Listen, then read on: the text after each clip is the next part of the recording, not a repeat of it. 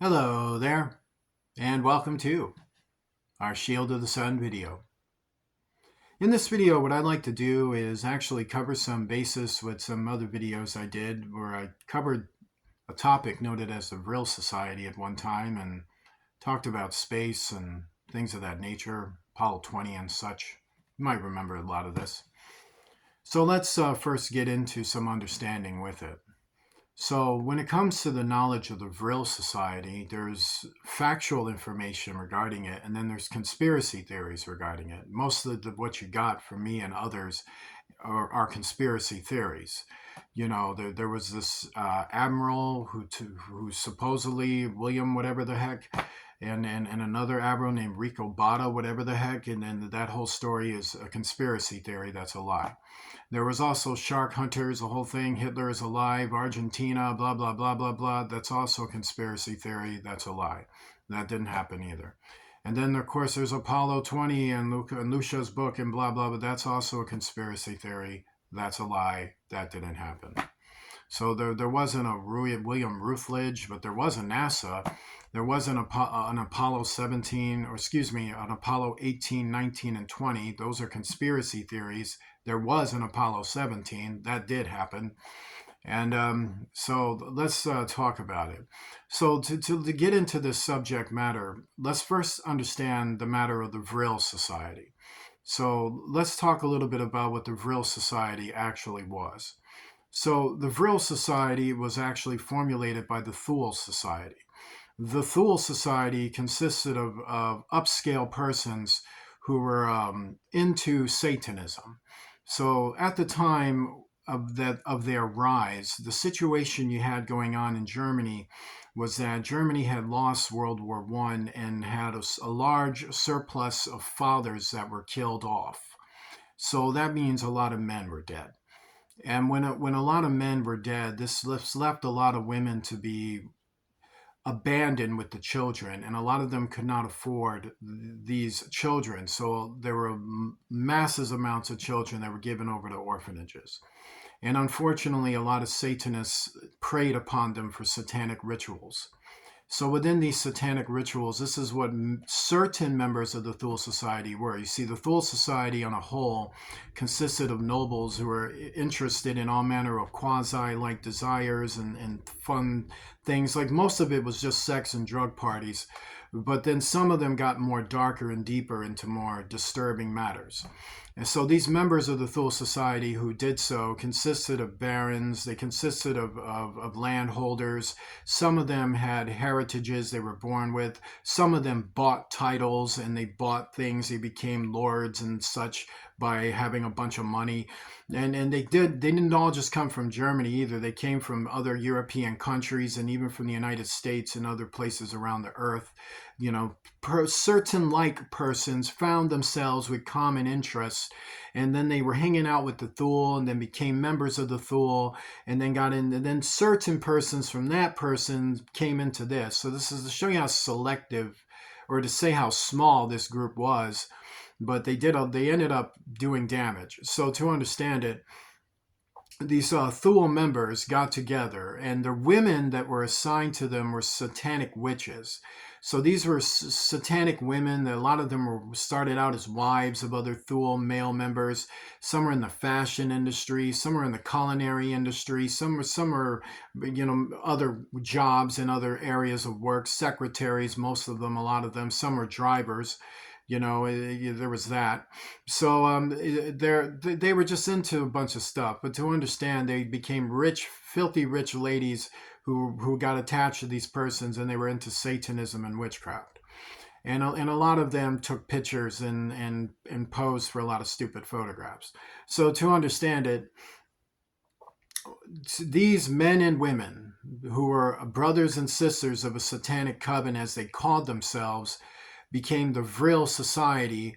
To understand Vril, that's to say the force of Satanism that's generated from satanic rituals.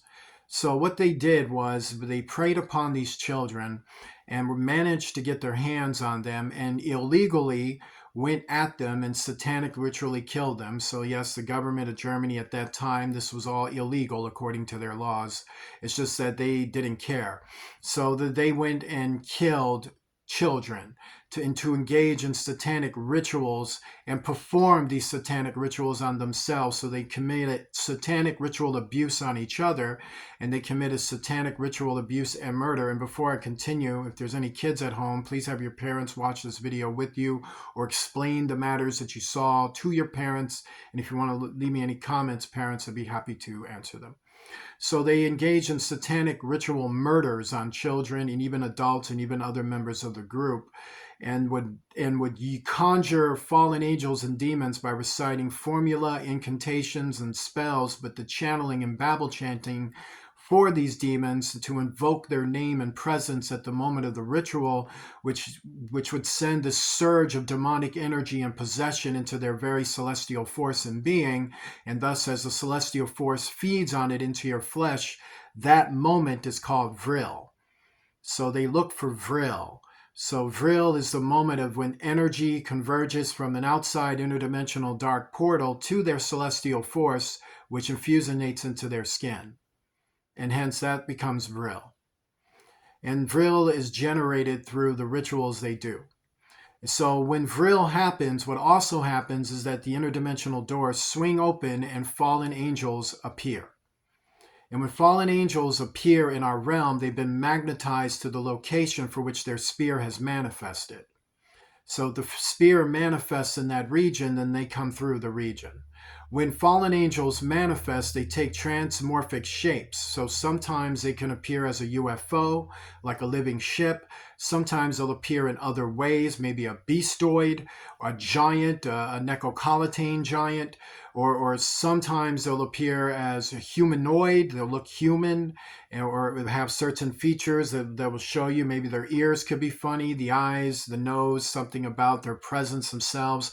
Like if they start levitating and sprout these wings that are just mind-blowing to look at, but they're evil as all hell, that gives you a sign.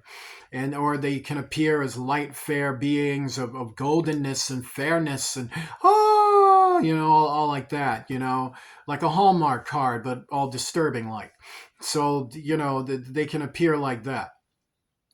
So the Bible tells you about this. Is all in the Bible, so don't think this ain't. If you think this is somehow new teaching, I really don't understand what Bible you're reading. So to understand further, once they've been magnetized to a region and brought forth from a region, then what was happening with the Thule Society is that it is indeed true that they were receiving information on electromagnetic anti-gravity technology. And you're probably thinking, then they built a bunch of UFOs and sent a fleet over there and there's a Fourth Reich on the moon. Actually, no, that's not it.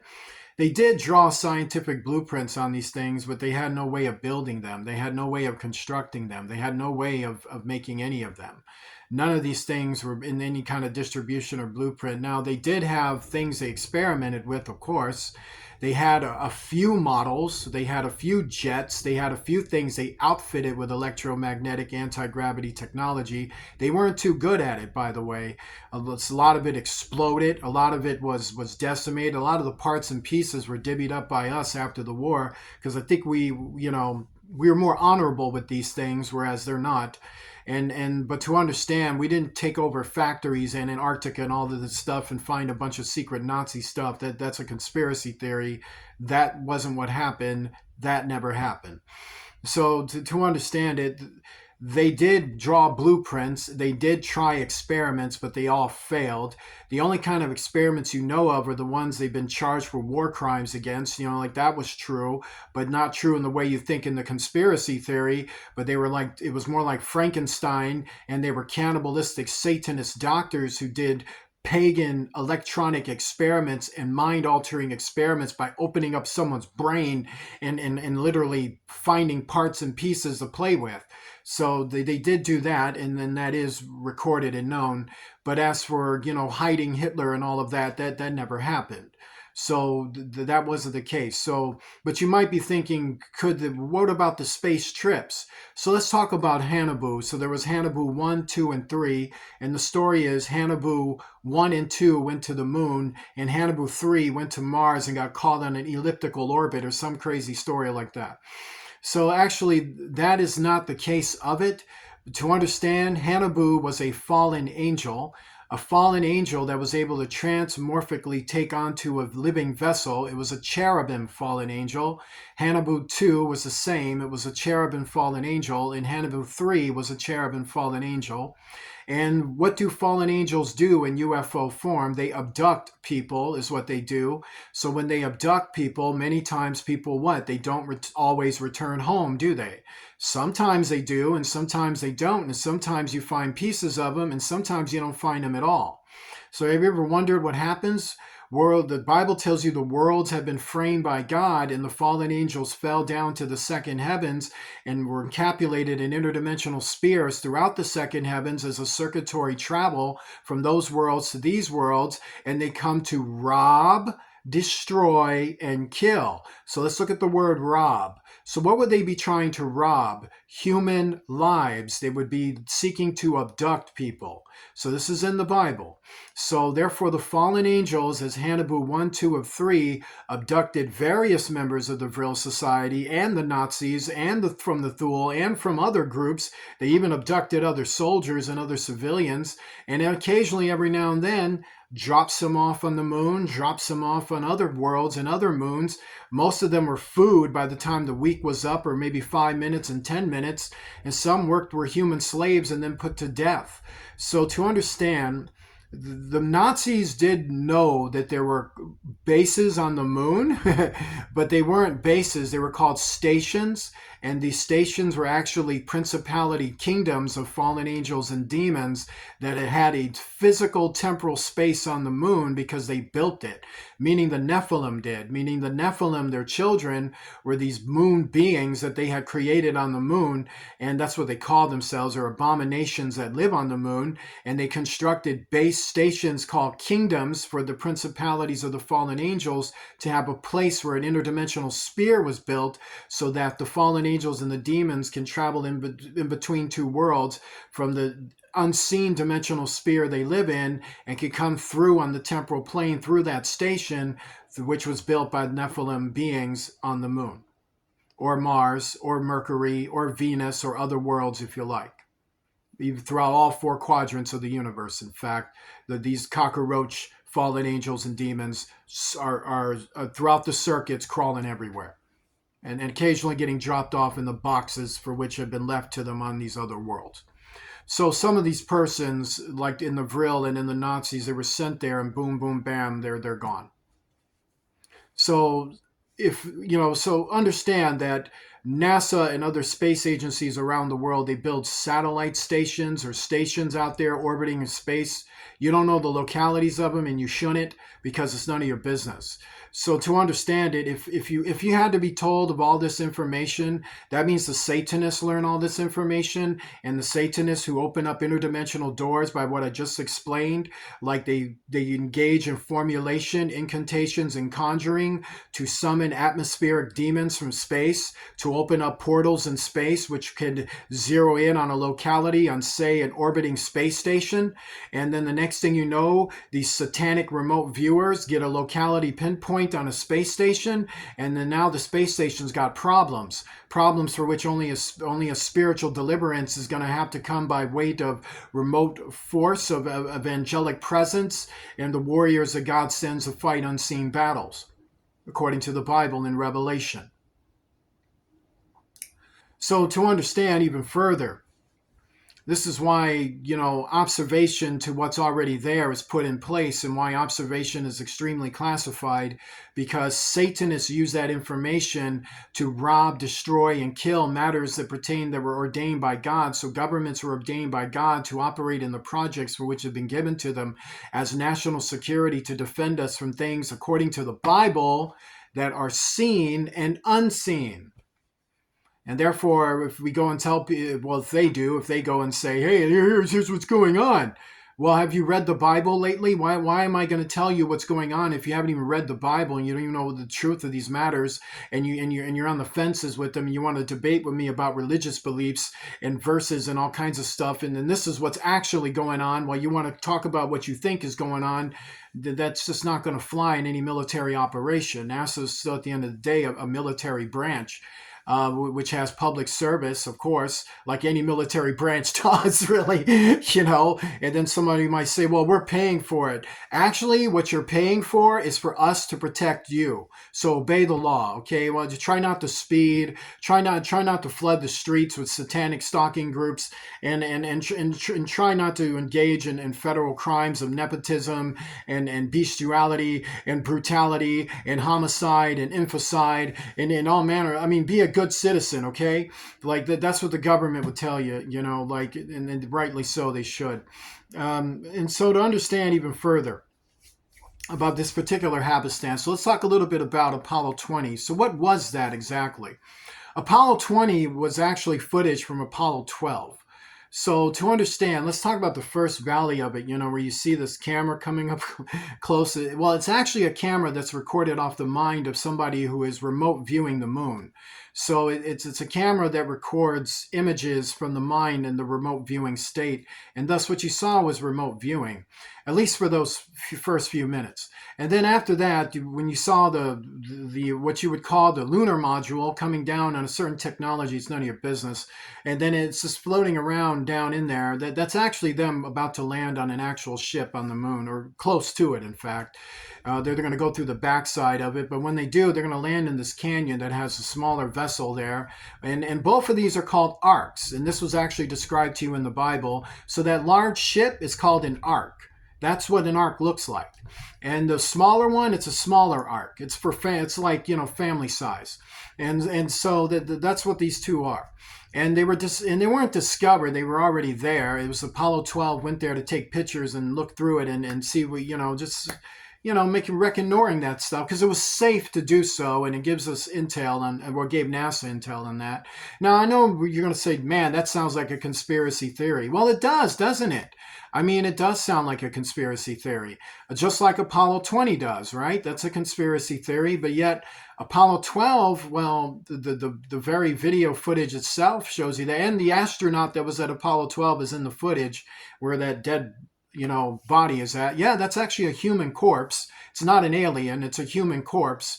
And it's been dead. She was dead for thousands of years, in fact. And that part of the fact they found her on the ship. And I don't know if she was important to her people or not. I don't care about that. She could have been a slut. Who knows? But they dragged her out of the ship and then they brought her here. And, but to understand it, you had these NASA missions for a reason, to discover what was there on the moon. That is what they told you, right? They told you that they're there on the mission of importance to discover things that were there on the moon.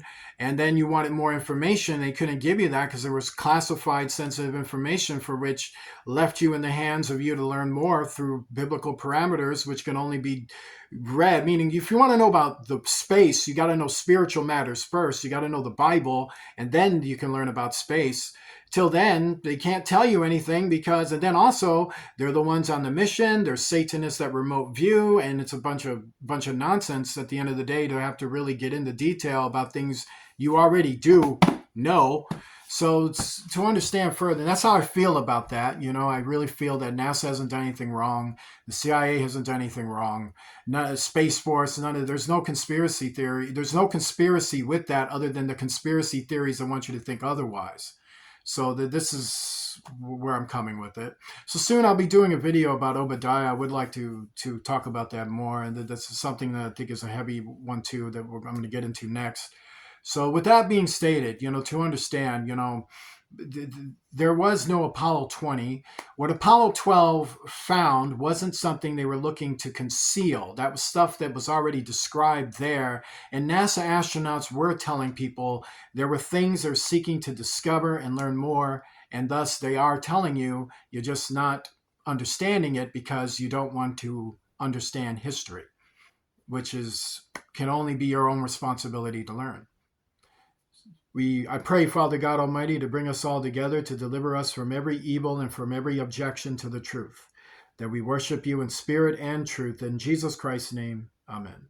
Like to donate to Shield of the Sun, please do so using Cash App, the $ Shield of the Sun, spelled in small case letters closed together. God bless you. We'll see you soon.